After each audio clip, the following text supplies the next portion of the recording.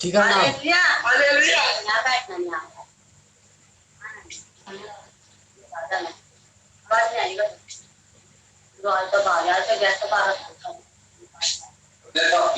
Hallelujah. प्रार्थना करेंगे, प्रार्थना करेंगे इस वचन के लिए। कौन करे प्रार्थना? आचल करेंगे। चले आचल प्रार्थना करें।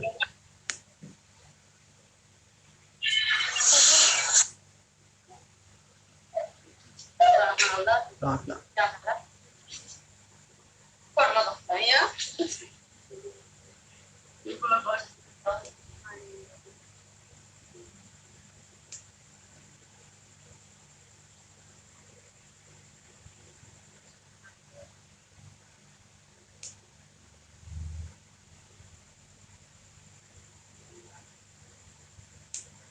धन्यवाद करते खुदावंद यीशु, तू सच में महान और पवित्र खुदावंद यीशु मसीह के कुछ पवित्र आत्मा सामर्थ्य से भर। हालेलुया खुदावंद यीशु, धन्यवाद। रब्बा कमला तनी कमला सबब और कनमल मनुष्य को एक मन सबब मन प्रमतनी कमल सबब रखत बल तनी कमल सबब नक्क कमल सबब लेकिन दोने मन तनी का विश्व पप बल कमल तनी कमल सबब लक विश्व दरी कमल सबब और रब्बा बने कमल तनी कमल सबब लक विश्व बल कमल सबब लक तनी कमल सबब लेकिन दमन कमल शिक कमल सबब बबन लक कमल तनी कमल सबब लक विश्व लेकिन कुछ पवित्र आत्मा सामर्थ्य से भर अभिषेक होते हैं पाए के खुदावंद यीशु मसीह छोले खुदावंद यीशु मसीह छोले पवित्र आत्मा सामर्थ्य से भर दे। यीशु तेरे नाम कीजिए खुदावंद यीशु, तेरे नाम कीजिए खुदावंद यीशु, तेरे नाम कीजिए पिता परमेश्वर धन्यवाद हो। बेरोजगार रोजगार दे खुदावंद यीशु धन्यवाद और रब्बा कमल सुंदरी की तुम्हारे सब आमीन आमीन हालेलुया। सभी को जय मसीह की। जय मसीह की सर। ओके, हम भजन संहिता 27 को देखेंगे और मैं चाहूँगा गीता मैम हमारे बीच में एक आयत पढ़े। दूसरा ना पहला राजा और उसकी 3:5। पहला राजा 3:5 बाइबल है थोड़े कोल।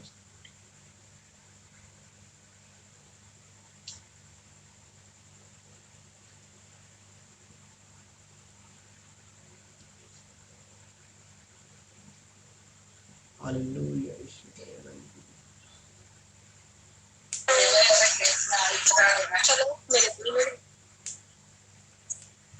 अभिषेक माइक बंद कर अपना। आवाज नहीं सही आने करो, माइक बंद कर अपना।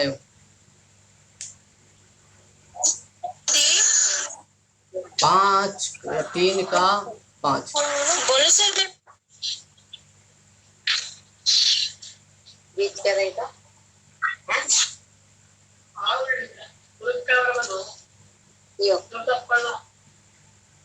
बस पढ़ूं सर मैं? जी जी मैम पढ़ो। 3:5 ही है। हाँ जी हाँ जी 3:5।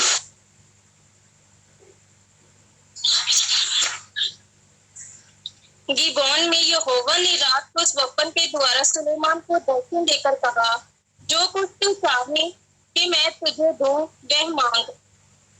हालेलुया। हालेलुया।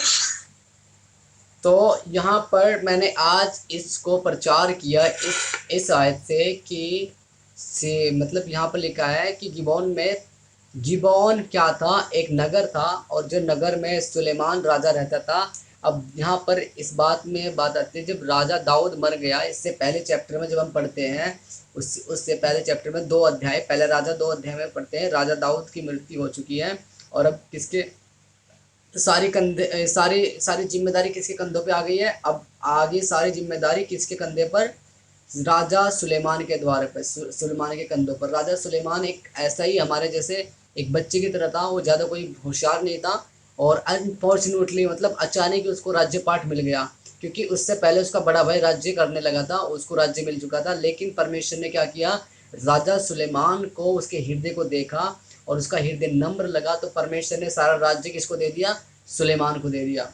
और जब सुलेमान को दे दिया तो उसे ना तो ये पता था कि अच्छा क्या होता है और ना ये पता था उसको बुरा क्या होता है। तो वह परमेश्वर से प्रार्थना करने लगा कि हे परमेश्वर, मुझे क्या कर, तू मुझे बुद्धि दे, ज्ञान दे, ताकि मैं तेरी प्रजा का न्याय कर सकूं। मुझे ये भी नहीं पता है कि न्याय कैसे होता है, मुझे ये भी नहीं पता कैसे लोगों का न्याय किया जाता है, लेकिन परमेश्वर का आत्मा उसको बात करता है। और यहाँ पर अब वो क्या करता है, एक स्वप्न को देखता है, एक दर्शन को देखता है, बड़ा बड़ा दर्शन देखता है आराम से। और जब दर्शन देखता है तब परमेश्वर की आवाज़ को सुनता है। अब परमेश्वर की आवाज़ क्या कह रही है उसको, अब देखेंगे हम। अब परमेश्वर की आवाज़ जो कह रही है उसको कि गिबोन में यहोवा ने रात को सपन के द्वारा सुलेमान को दर्शन देकर कहा, सुलेमान को दर्शन देकर कहा, जो कुछ तू चाहे कि मैं तुझे दूं वह मांग। हालेलुया। परमेश्वर का आत्मा देखो उसको क्या बोलता है कि जो कुछ तू चाहे मैं तुझे दूं वह मांग। आज परमेश्वर का आत्मा आपसे बोलता है कि जो कुछ तू चाहे मैं तुझे दूं वो आप परमेश्वर से मांगे। हालेलुया। चाहे आप परमेश्वर से कुछ भी क्यों ना मांगे, आप उससे मांग, चाहे तो आप चंगाई मांगे, आप छुटकारा मांगे, आप स्त्री क्या बोलते हैं पैसे मांगे, कुछ मतलब कुछ भी मांगो जो आपके आपकी इच्छा करती है। परमेश्वर कहता है वो मैं आपको देने के लिए तैयार हूँ, क्योंकि परमेश्वर का वायदा है वो हमारे मांगने से पहले वो हमारी ज़रूरतों को जानता है। लेकिन फिर भी परमेश्वर का आत्मा बोलता है कि जो कुछ तू चाहे मैं तुम्हारे लिए करूँ, उसे मांग, जल्दी से मांगो। हालेलुया। अब मांगने के तरीके कितने होते हैं, मांगने के तरीके दो तरीके होते हैं। एक तरीका तो मांगने का होता है कपट के हृदय से, और एक तरीका होता है बिल्कुल नम्र हृदय से। नम्र हृदय का मांगना होता है कि हे परमेश्वर मुझे धन दौलत नहीं चाहिए, परमेश्वर मुझे कुछ नहीं चाहिए, मुझे सिर्फ चाहिए प्रभु तो मुझे बुद्धि दे दे, ज्ञान दे दे, या फिर तू मुझे क्या कर, परमेश्वर मुझे चंगा कर। हालेलुया। तो ये क्या होता है, परमेश्वर इन चीज़ों से प्रसन्न होता है। अब एक एक एग्जांपल देना चाहता हूँ मैं, उदाहरण इलिस्ट्रेशन। जो एक लंगड़ा सॉरी एक अंधा व्यक्ति था, और यरीहो के पास से यीशु मसीह गुजर रहे थे। और जब यीशु मसीह वहाँ से गुजर रहे थे तो क्या नाम, एक सड़क के किनारे पे एक अंधा काफ़ी दिनों से वहाँ पर पड़ा था। और जब उसने किसी ने उसको, जब वहाँ पर उसने कानों से सुना, किसी से बोला, किसी से सुना उसने, कानों से सुना उसने अपने, और वहाँ पर लिखा कि यीशु नासरी इधर से जा रहे हैं। और जब यीशु मसीह नासरी उधर से जा रहे हैं तो उसके इस अंधे को पहले पता था कि यीशु नासरी चंगा करने वाला है। तो इसने क्या किया, हे दाऊद की संतान, हे दाऊद के संतान मुझ पर दया कर। और जब इसको एक ज़्यादा चिल्लाने लगा, तब इसको लोगों चेलों ने क्या किया, चुपचाप यहीं पर बैठा रहे, इधर उधर मत चिल्ला। लेकिन इसको पता था कि आज मेरे जीवन में चंगाई आ रही है, इसको पता था कि आज मेरी दृष्टि आ रही है, इसको पता था कि आज प्रभु यीशु मसीह मुझसे बात करने वाले, इसको पता था कि आज कुछ अद्भुत होने वाला है। चेलों ने इसको बोला चुपचाप रहने तुझे हम ही धरती में तार देंगे, लेकिन इसने चुपचाप नहीं बैठा रहा। इसने क्या किया, चिल्लाता रहा, हे दाऊद के संतान मुझ पे दया कर, हे दाऊद के संतान मुझ पे दया कर। जब ये चिल्लाता रहा तो यीशु मसीह के कानों में इसकी आवाज़ चलेगी, और जब यीशु मसीह में इसके कानों की आवाज़ चली गई, चेलों को बोला इसको मेरे पास लेकर आओ। और जब ये यीशु मसीह के पास आया और इसने क्या बोला, प्रभु यीशु मसीह ने इसको पूछा कि बोल मैं तेरे लिए क्या करूँ। हालेलुया। प्रभु यीशु मसीह ने बोला कि बोल मैं तेरे लिए क्या करूँ। ये कहता है प्रभु यीशु मसीह को, हे स्वामी, हे प्रभु, बस तू मेरे लिए कर कि मैं देख सकूँ, तू मेरे लिए कर कि मैं अपनी आंखों से आपको देख सकूँ। देखो परमेश्वर का आत्मा क्या कहता है कि परमेश्वर के आत्मा ने, जब इस परमेश्वर ने इसके मन की इच्छा को जाना, तब यीशु मसीह ने इसको बोला कि जैसा तेरी इच्छा है, जैसा तेरा विश्वास है, वैसा तुम्हारे लिए हो जाए। अब ऐसे ऐसे संसार में है, अगर ये अंधा व्यक्ति होता, ये अपने कंबल को छोड़ के, अपने सारे चीज को छोड़कर प्रभु यीशु मसीह के पीछे ये नहीं पुकारता कि हे दाऊद के संतान तू मुझ पर दया कर। अगर जब यीशु मसीह ने इसको बोला होगा कि बता मैं तेरे लिए क्या करूँ, ये कह भी सकता था, हे प्रभु मुझे घर दे दे, गाड़ी दे दे, बंगला दे दे, मुझे पत्नी दे दे, मुझे ये दे दे, वो दे दे। इसने ऐसा कुछ नहीं मांगा, इसने मांगा परमेश्वर से केवल मैं देख सकूं। हालेलुया। केवल मैं देख सकूं, और देखने की दृष्टि के लिए इसने परमेश्वर से मांगा। केवल जब उसने परमेश्वर ने इसको बोला तेरे विश्वास के अनुसार हो, और इसकी झट से इसकी आंखें खुल गई परमेश्वर की महिमा के द्वारा, और फिर ये देखने लगा और उछलता कूदता है परमेश्वर के नाम की बड़ाई करने लगा। और उसी प्रकार से ये राजा जो दाऊद का पुत्र है, ये परमेश्वर से स्वप्न में क्या करता है, बातें करता है स्वप्न से। परमेश्वर इसके आकर के स्वप्न में से बातें करता है, और इससे परमेश्वर बोलता है कि बता तू क्या मांगना चाहता है। और ये सर दर्शन में दे रहा कि बोलता है कि हे परमेश्वर में दर्शन में मांग रहा है। बोलता है कि परमेश्वर बस मैं चाहता हूँ कि मैं तेरे लोगों का न्याय कर सकूं। हालेलुया। मैं तेरे लोगों का न्याय कर सकूं, क्योंकि मुझे नहीं पता कि बुरा क्या है, गलत क्या है, सही क्या है और वह क्या है। तो इसी प्रकार से यह है परमेश्वर से मांग रहा है कि हे परमेश्वर तू मुझे बुद्धि दे दे और ज्ञान दे दे। इसलिए बुद्धि ज्ञान होना बहुत ही जरूरत है। यहाँ पर लिखा है कि सुलेमान ने कहा तू अपने दास मेरे पिता पर बड़ी करुणा करता था, तो आज ये करुणा तू मुझ पर भी कर दे, जिस प्रकार से तूने मुझे मेरे पिता दाऊद के सिंहासन पर विराजमान किया है वर्तमान में। तो उसी प्रकार से परमेश्वर, मैं एक छोटा सा लड़का हूँ, ना तो मैं जानता हूँ कि भीतर कैसे जाना है, ना मैं जानता हूँ कि अंदर कैसे आना है। फिर तेरा दास तेरी चुनी प्रजा का बहुत से लोगों का मध्य में है, उसकी गिनती बहुत आयत के मारे नहीं हो सकती। तो अपने दास की प्रजा का न्याय करने के लिए समझने की ऐसी शक्ति दे कि मैं भले बुरे का परख सकूं, क्योंकि कौन ऐसा है कि तेरी इतनी बड़ी प्रजा का न्याय कर सकूं। 9 आयत में 3 का 9 में देखेंगे।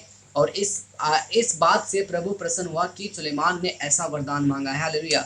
जब आप परमेश्वर से वो मांगोगे जो परमेश्वर आपको दे सकता है, जो परमेश्वर आपके लिए कर सकता है, तो परमेश्वर आपसे बहुत आनंदित होगा, वो बहुत खुश होगा कि हाँ मेरी बेटी ने अपना छुटकारा मांगा, हाँ मेरी बेटी ने अपनी चंगाई के लिए मांगी, हाँ मेरे भाई ने, मेरे बेटे ने, इसने ये वो मांगा है जो इसके जीवन में इंपॉर्टेंट है। आजकल लोग बुद्धि ज्ञान परमेश्वर से नहीं मांगते, केवल डायरेक्ट गाड़ी मांगते, केवल डायरेक्ट 10वीं सीढ़ी पे पहुंचते हैं। पहले बुद्धि मांगे, फिर ज्ञान मांगे। जब बुद्धि मांगे, ज्ञान मांगोगे तो परमेश्वर आपको क्या करेगा?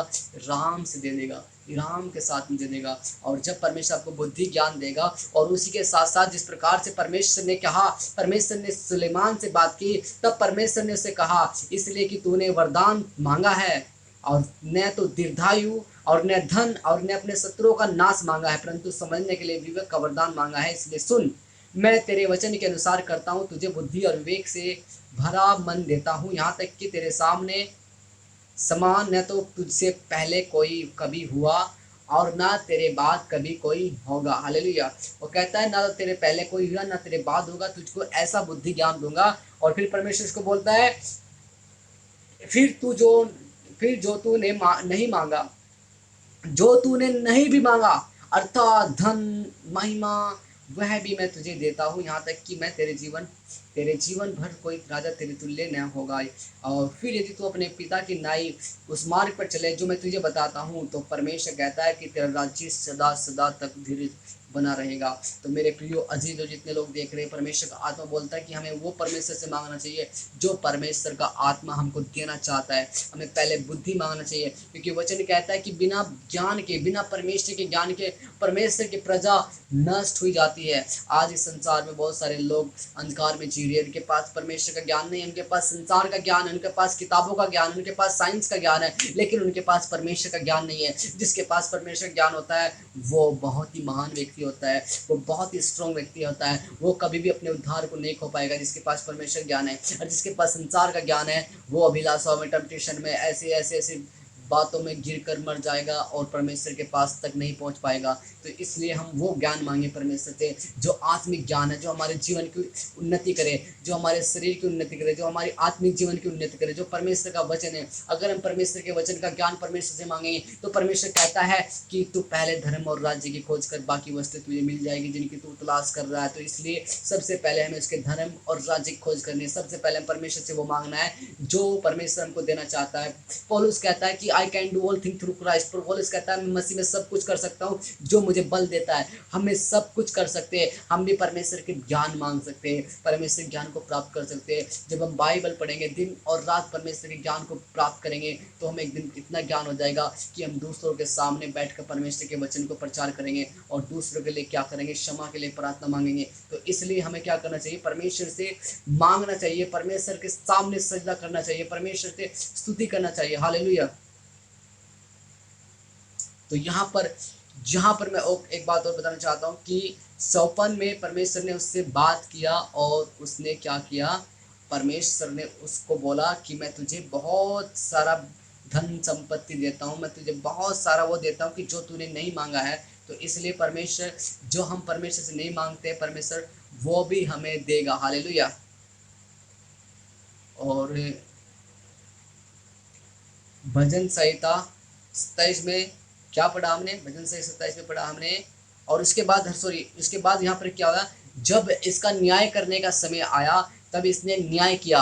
और न्याय क्या मतलब? दो वेश्याएं थी, जिनके पति नहीं थे। वेश्या का मतलब होता है कि जो धंधा करने वाली होती। तो दो वेश्या थी और दो वेश्याओं के पास दो पुत्र, मतलब एक के पास एक पुत्र उत्पन्न हुआ, दूसरे के पास एक, पहले के पास एक पुत्र उत्पन्न हुआ और 3 दिन के बाद दूसरे के पास भी एक पुत्र उत्पन्न हुआ। और ऐसे ही 4-5 महीने या 2 महीने के बीतने के बाद ऐसा होया कि एक, दोनों सो रही है, आराम से पड़ी हुई, अच्छे से नींद सो रही है। एक एक का, दोनों का पुत्र उनके पास पड़े है, लेकिन एक का पुत्र एक के पास पड़ा है। लेकिन क्या हो गया, वो अपने पुत्र के ऊपर ऐसे सो गई कि बच्चा बिल्कुल मर गया। और जब मर गया तो उसने आधी रात में उठकर देखा मेरा बच्चा मर गया। तो उसने क्या किया, अपनी अपने दिमाग को इस्तेमाल करते हुए उसने क्या किया, अपनी पड़ोसन के घर में जाकर और उस बच्चे को क्या कर दिया, मरे हुए बच्चे को उसकी गोद में सुला दिया और उसकी गोद का जिंदा बच्चा अपनी गोद में रख लिया। और उसके बाद सुबह फाइटिंग होती है दोनों में, बोलती है ये बच्चा मेरा, वो कहती नहीं ये मेरा है, वो कहती है ये मेरा है।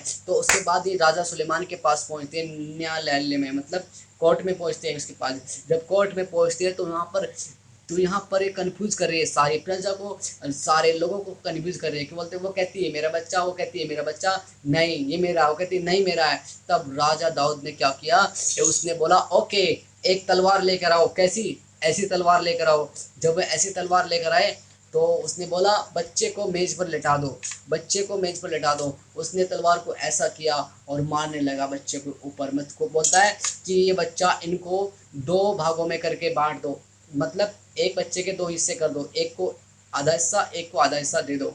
लेकिन जो उसकी रियल माँ थी वो बोलती है नहीं नहीं नहीं नहीं, उस बच्चे को आप ऐसा करो, उसी को दे दो, क्योंकि मैं नहीं चाहती कि मेरा बच्चा मेरी आंखों के सामने कत्ल किया जाए। तो इसलिए उसने बोला नहीं नहीं ये बच्चे को मत मारो।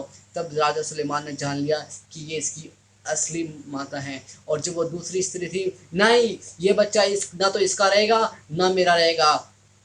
तब राजा दाऊद ने बोला, राजा सुलेमान ने बोला नहीं ये बच्चा इसी पहली स्त्री को दो जिसने इसको पैदा किया है, ये इसी का बच्चा है। तो इसको देखकर पूरे इस्राएल के घराने, पूरे इस्राएल के लोग, डर छा गया उनके अंदर क्या आ गया, छा गया, डर छा गया कि दाऊद के, मतलब राजा सुलेमान के अंदर परमेश्वर की बुद्धि काम करती है।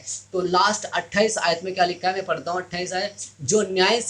जो न्याय राजा ने चुकाया था उसका समाचार असमस्त इसराइल को मिला और उन्होंने राजा का भय माना, क्योंकि उन्होंने यह देखा कि उसके मन में न्याय करने के लिए परमेश्वर की बुद्धि है। उसके मन में परमेश्वर की बुद्धि है तो लोगों के अंदर डर भय छा गया। और क्योंकि उसने न्याय खराई के साथ में किया और उस प्रकार से परमेश्वर ने इसको, राजा को इस्तेमाल किया और परमेश्वर ने इसको और बढ़ाया और इसके तुल्य कोई भी राजा नहीं हुआ।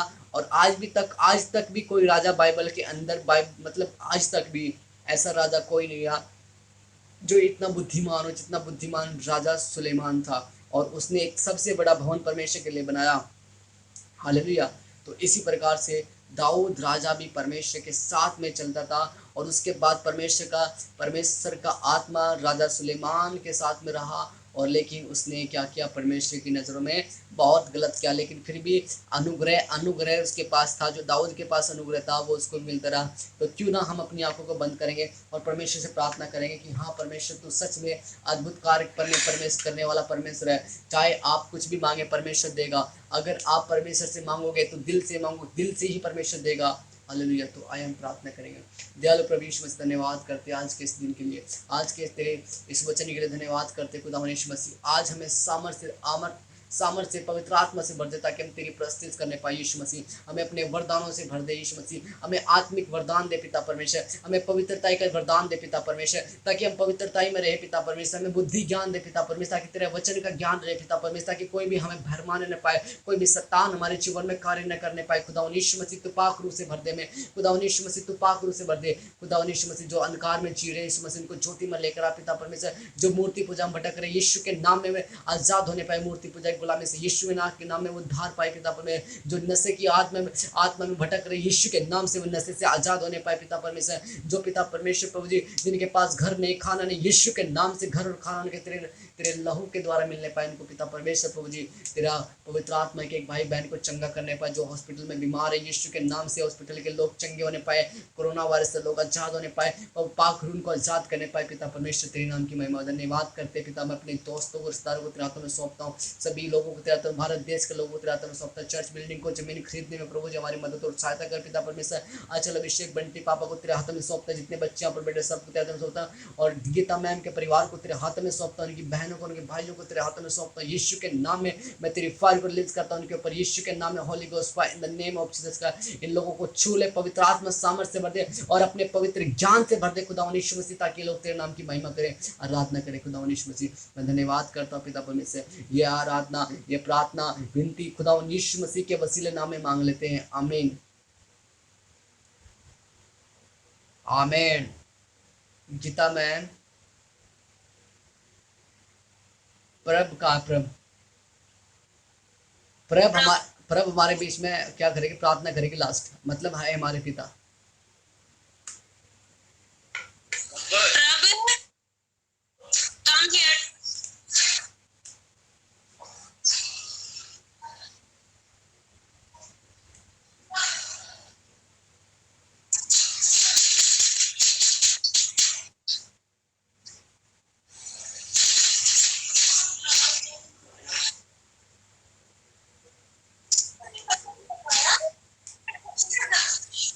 अर्नन मिलो पड़ा थे, ठीक है।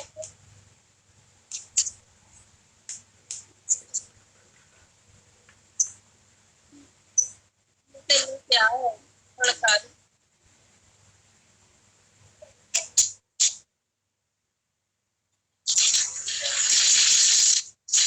नहीं आई है, जी आ गई है। चलो बोलो। चलो हालेलुया हालेलुया।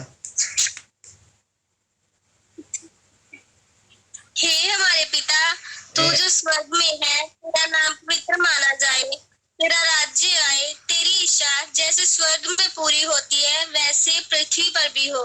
हमारी दिन भर की रोटी आज हमें दे, और जिस प्रकार हमने अपने अपराधियों को क्षमा किया है वैसे ही तू भी हमारे अपराधों को क्षमा कर, और हमें परीक्षा में ना ला परंतु बुराई से बचा, क्योंकि राज्य और पराक्रम और महिमा सदा तेरी है, आमीन आमीन आमीन आमीन। हालेलुया। हालेलुया। माइक खोल अभिषेक। ओ माय सभी को जय मसीह की, praise the Lord, God bless you. आप सबको परमेश्वर आशीष दे इस मीटिंग के द्वारा, और ये मीटिंग अब आपको यूट्यूब पे मिल जाएगी। आप इसके लिए हेलो जय मसीह की